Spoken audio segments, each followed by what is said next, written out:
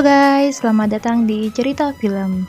Nah, cerita film hari ini akan menceritakan film yang paling populer karena telah memperoleh 4 penghargaan di Academy Award 2020 atau nama kerennya yaitu Piala Oscar, yaitu film Parasit.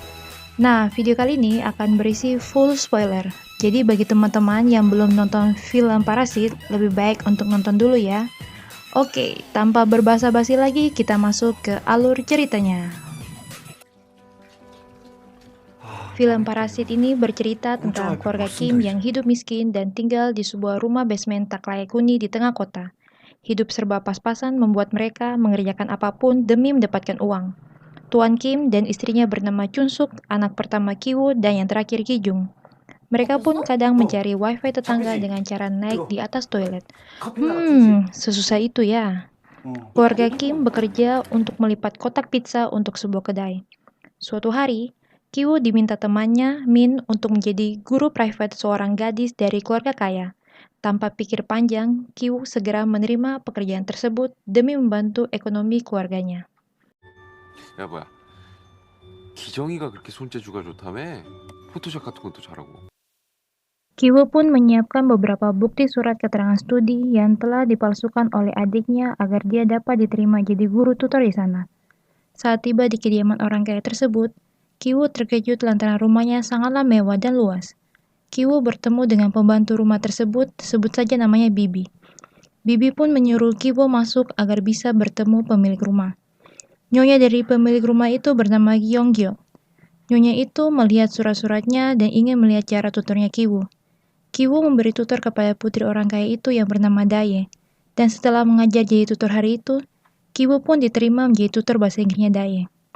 Ketika Kiwoo mau pulang, si Nyonya sempat berbincang dengan Kiwoo tentang anaknya yang cowok bernama Dansong yang suka menggambar, sehingga dia sedang mencari guru seni untuknya, karena tiada guru yang bertahan sampai sebulan.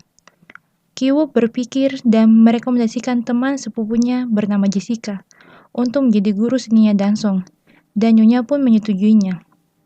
Besok harinya, Kiwoo telah datang dengan guru seni bernama Jessica, atau adiknya sendiri Ki Jung.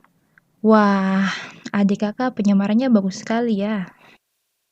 Nyonya, Kiwoo, dan Jessica sedang berbicara di ruang makan.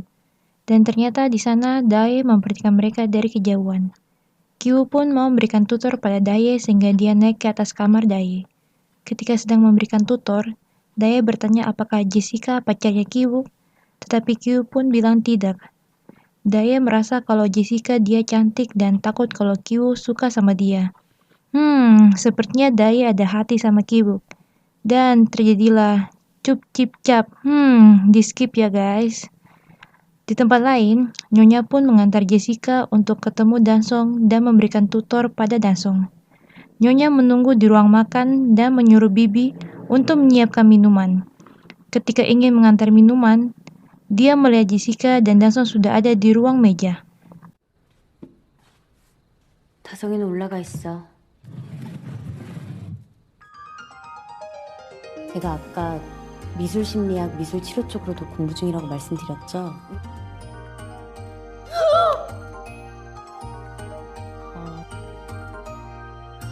Ketika sedang mengobrol, tiba-tiba Tuan Park datang dan mereka saling berkenalan di sana. Tuan Park menyuruh supirnya mengantar Jessica untuk pulang karena sudah malam. Di dalam perjalanan mau pulang, Jessica meninggalkan celana dalamnya alias CD di bawah bangku mobil tersebut. Kira-kira untuk apa ya? Ketika sampai di rumah, Tuan Park melaporkan kepada istrinya bahwa dia telah mendapatkan celana dalam di bawah jok mobilnya. Keluarga Park memutuskan untuk memecat supirnya dengan tidak memberikan alasan apapun. Ketika Jessica mau pulang, Nyonya berbincang dengannya. Kalau supirnya sudah tidak bekerja di sana, Nyonya ingin mencari supir baru. Jessica pun menawarkan supir yang lebih tua dan merekomendasikan pamannya. Dan paman tersebut adalah ayahnya sendiri, yaitu Tuan Kim. Besok harinya, Tuan Kim ke kantor Tuan Park untuk bertemu di sana. Kiwoo dan Jessica pun membuat rencana untuk dapat membuat pembantu di keluarga Park dapat dikeluarkan. Daye pernah cerita ke Kiwoo kalau di keluarganya tidak bisa memakan buah persik karena pembantu mereka alergi akut pada buah persik. Kiwoo dan Jessica pun menjalankan aksinya. Besok siangnya, pembantu Tuan Park sudah ada di rumah sakit untuk diperiksa. Tanpa Bibi sadari bahwa ternyata Tuan Kim juga ada di sana dan mengambil foto Bibi yang berada di rumah sakit dan beritahukan Nyonya tentang hal itu. Tuan Kim pun membuat cerita palsu bahwa pembantu Tuan Park telah menderita TBC dan itu sangat tidak bagus karena di rumah mereka terdapat anak kecil seperti Dansong yang bisa tertular.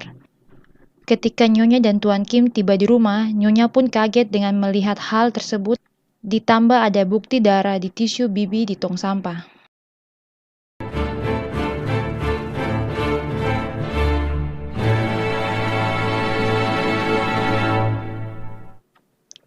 Nyonya pun menyuruh Tuan Kim untuk bertemu di ruang sana. Di sana Nyonya memberitahu Tuan Kim bahwa dia akan segera memecat Bibi.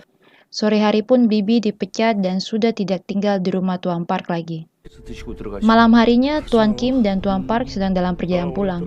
Tuan Park bertanya apakah Tuan Kim tahu tempat iga bakar yang enak dekat sini, karena Tuan Park ingin makan iga bakar yang biasa dimasak oleh Bibi. Tuan Park pun berkata akan sangat sulit untuk mencari orang baru yang sudah semahir kayak Bibi. Tuan Kim pun memberikan selembar kartu nama perusahaan. Perusahaan itu bernama The Care. Tuan Kim berkata jika di perusahaan itu menyediakan layanan keanggotaan seperti pembantu dan supir. Tuan Park pun menyimpan kartu nama itu dan akan memberikannya kepada istrinya. Di siang hari, Nyonya menelpon ke perusahaan The Care, dan ternyata Jessica lah yang mengangkat telepon tersebut. Ya, Jessica berpura-pura menjadi orang yang bekerja di perusahaan itu. Nyonya ingin mencari pembantu di rumah, dan bisa kita lihat istri dari Tuan Kim pun langsung bekerja di sana. Kita bisa lihat kalau semua keluarga Kim sudah berhasil mendapatkan pekerjaan di rumah Tuan Park. Ketika hari libur, Tuan Park sekeluarga akan merayakan ulang tahun Dansong dengan melakukan perkemahan di luar. Dan itu membuat rumah menjadi kosong dan tidak ada yang tinggal selain Chung Suk, istrinya Tuan Kim. Dan ternyata, ada Tuan Kim juga yang beristirahat di sana. Di halaman rumah ada Ki-wook yang sedang membaca sesuatu, sedangkan Jessica sedang menikmati mandi bathtub sambil menonton TV. Keluarga Kim bersenang-senang di rumahnya keluarga Park dengan minum-minum dan sambil bercanda. Chung Suk bertanya apa yang Ki-wook baca. Ternyata buku harian Dae yang dia baca, agar mereka bisa saling dekat. Percintaan guru tutor dan murid. Hede. Mereka saling bercerita dan Tuan Kim berkata bahwa mereka mempunyai akting yang sangat bagus. Karena sampai bisa menipu keluarga Tuan Park, terutama istrinya yang baik dan naif. Chung Suk berkata, kalau itu karena mereka kaya, makanya baik. Kalau aku yang kaya, aku juga pasti baik. Mereka pun mulai menganggap bahwa rumah Tuan Park adalah rumahnya mereka. Chung Suk berkata, bagaimana jika keluarga Park pulang ke rumah secara tiba-tiba, dan kita berlarian seperti kecoak yang berlarian di rumah kita ketika lampu dinyalakan. Dan itu berhasil membuat Tuan Kim marah dan menggeser semua makanan di atas meja jatuh, dan menarik baju istrinya. Ternyata Tuan Kim dan istrinya akting hanya untuk menipu anak-anaknya. Waduh, tak kira beneran. Tiba-tiba bel rumah pun berbunyi. Mereka pun kaget dan melihat ke monitor. Dan ternyata yang membunyikan bel tersebut adalah pembantu yang dulu, yaitu Bibi. Bibi datang ke rumah itu untuk mengambil beberapa barang yang ketinggalan di basement dapur. Chung Suk menyuruh Bibi pun masuk. Bibi pun ke basement dan mendorong lemari. Waduh, dorongnya aja kayak ninja ya. Ternyata di balik lemari itu ada pintu menuju lorong ke basement bawah. Bibi pun berteriak-teriak, sayang, sayang, sayang. Dan Chung Suk pun mengikuti Bibi ke bawah. Chung Suk pun melihat ada seorang pria di sana dan dia pun sangat kaget karena ada basement di sana. Pria itu adalah suaminya Bibi, bernama Gyunse. Suaminya Bibi atau Gyunsu sudah berada di bawah basement selama 4 tahun lebih karena melarikan diri dari penagih hutang. Chung Suk pun sudah tahu dengan semua ini, dia ingin melapor ke polisi, tetapi Bibi memohon untuk tidak. Keluarga Kim yang sedang mendengar pembicaraan itu dari tangga, tiba-tiba terjatuh. Bibi dengan cepat memvideoi mereka. Dan Ki-wook memanggil Tuan Kim dengan sebutan ayah, sehingga rahasia mereka semua terbongkar. Bibi pun mengancam keluarga Kim dengan akan mengirimkan video mereka ke Nyonya. Mereka pun mulai saling marah. Bibi pun mengancam mereka untuk jangan mendekat kalau tidak dia akan mengirim video itu. Bibi sedang memijit suaminya di sofa, sedangkan keluarga Kim sedang berlutut di lantai sambil mengangkat tangan. Bibi memvideoi mereka yang sedang berlutut. Bibi dan suaminya sedang mengobrol sambil berhayal dan tiba-tiba keluarga Kim mendorong sofa hingga Bibi dan suaminya terjatuh. HP yang dipegang Bibi juga ikut jatuh sehingga mereka semua berebutan HP dan saling berkelahi.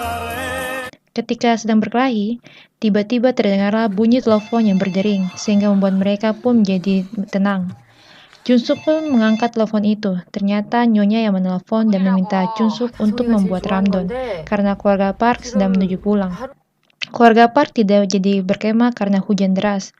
Junsuk pun cepat-cepat memasak ramdon, sedangkan keluarga Kim yang lain seperti Tuan Kim dan Kiwook membawa Bibi dan suaminya ke ruangan bawah tanah alias basement, sedangkan Jessica membersihkan meja yang sangat berantakan. Tidak lupa Kiwook juga mengembalikan buku daya yang telah dibacanya. Tiba-tiba keluarga Park sudah datang dan Jessica pun bersembunyi di bawah meja. Di ruang basement, Bibi menendang Tuan Kim dan lari ke atas ruangan, tetapi Junsuk pun mendengarnya dan langsung menendang Bibi sehingga jatuh dari tangga. Di ruangan bawah tanah, suami Bibi sedang memukul-mukul tembok listrik dengan kepalanya karena selama ini listrik yang menyala mati dibuat oleh suami Bibi. Tuan Kim pun kaget karena suami Bibi telah melakukan ini setiap hari ketika Tuan Park tiba di rumah. Itu merupakan sandi Morse. Keluarga Tuan Park sedang berada di kamarnya mereka, sehingga Kyu dan Tuan Kim juga berkumpul di ruang tamu untuk mencari Jessica agar bisa keluar dari rumah Tuan Park. Tetapi pas itu, Dansong turun dari tangga-tangga diikuti oleh keluarga Park, sehingga membuat Tuan Kim, Kyu, dan Jessica bersembunyi di bawah meja. Di luar rumah sedang hujan, tetapi Dansong ingin berkemah di luar. Tuan Park dan istrinya pun memantau Dansong dari sofa melalui walkie-talkie. Mereka pun berbaring di sofa dengan keadaan lampu redup. Tuan Park mencium bau sesuatu seperti baunya Tuan Kim. Tuan Park mulai mengeluhkan bahwa Tuan Kim seperti lobak basi dan sangat menyengat sampai di jok belakang mobil. Mereka pun terbawa suasana dan mulai melakukan enak-enak. Ups, di skip ya. Keluarga Park pun tertidur sehingga Tuan Kim, Kiwoo, dan Jessica mulai keluar dari meja dan keluar dari rumah Tuan Park sambil hujan-hujan. Di sini kita bisa melihat pemandangan tengah kota yang diguyur hujan deras. Ketika menuruni tangga, mereka pun beristirahat sebentar. Jessica bertanya pada ayahnya keadaan Bibi dan suaminya. Tuan Kim berkata tidak ada orang yang tahu kejadian tadi, maka anggap saja itu tidak terjadi apa-apa. Mereka pun kembali pulang. Ketika sampai di sana, semua telah terendam oleh banjir. Banjirnya setinggi tubuh mereka, sampai toilet di rumah mengeluarkan air berwarna hitam.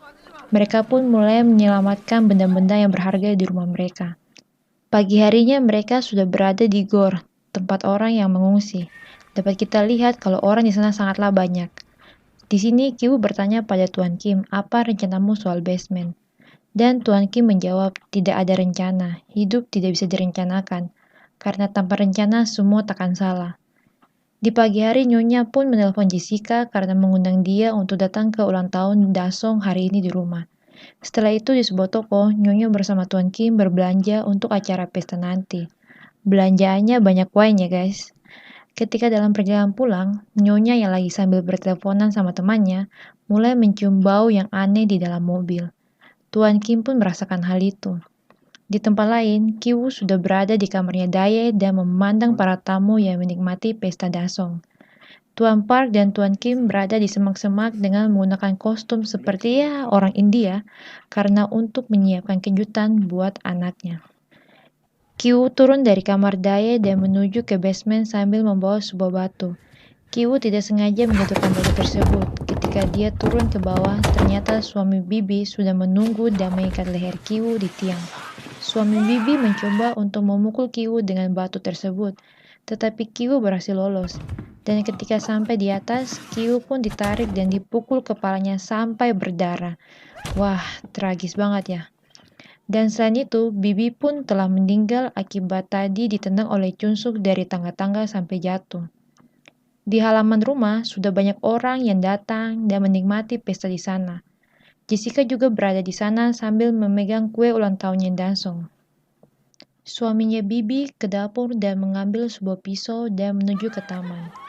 Dan ketika Jessica mau memberikan kue ke Dansong, tiba-tiba suaminya Bibi berlari ke arah Jessica dan menusuk dadanya Jessica dengan pisau. Dansong yang melihat hal itu langsung pingsan. Acara pun berubah menjadi kacau dan sangat tragis. Junsuk pun bertarung dengan suaminya Bibi. Di sini Tuan Kim langsung menolong Jessica dan Tuan Park menolong Dansong. Tuan Kim melihat semua orang sudah berlarian dan salah satu orang di sana ada daya yang sedang menggendong Ki-woo yang berlumuran darah di kepalanya. Tangan Tuan Kim sudah berlumuran dengan darahnya Jessica. Sedangkan Tuan Park dengan egoisnya tidak menolong Jessica, malah menyuruh Tuan Kim untuk memberikan kunci mobilnya. Tetapi ketika dilempar kunci mobilnya, malah terjatuh dan ditindisi oleh badan suaminya Bibi. Jun-suk pun langsung menusuk sebuah pisau yang tajam ke badannya suaminya Bibi sampai terjatuh. Jun-suk berlari untuk membantu Jessica. Tuan Park langsung mengambil kunci mobil yang berada di bawah badan suami Bibi, sambil menutup hidungnya karena jijik akibat bau yang sangat tidak enak. Itu diperhatikan oleh Tuan Kim, dan Tuan Kim pun langsung mengambil pisau dan menusuk Tuan Park. Tuan Kim pun tersadar dan langsung lari kabur dari tempat itu. Ki-woo sudah berada di sebuah rumah sakit dan mengalami gangguan otak, sehingga mengakibatkan dia selalu tersenyum. Ketika sudah sembuh, Ki-woo dan Jun-suk ke tempatnya Jessica, alias Ki-jung, yang ternyata sudah meninggal. Berita kejadian pembunuhan di rumah keluarga Park tersebar di mana-mana, karena pelaku Tuan Kim masih belum ditemukan. Jun-suk dan Ki-woo pun tidak tahu di mana Tuan Kim. Ki-woo sering naik ke sebuah bukit dekat rumah yang dulunya keluarga Park tinggali hanya untuk melihat rumah itu.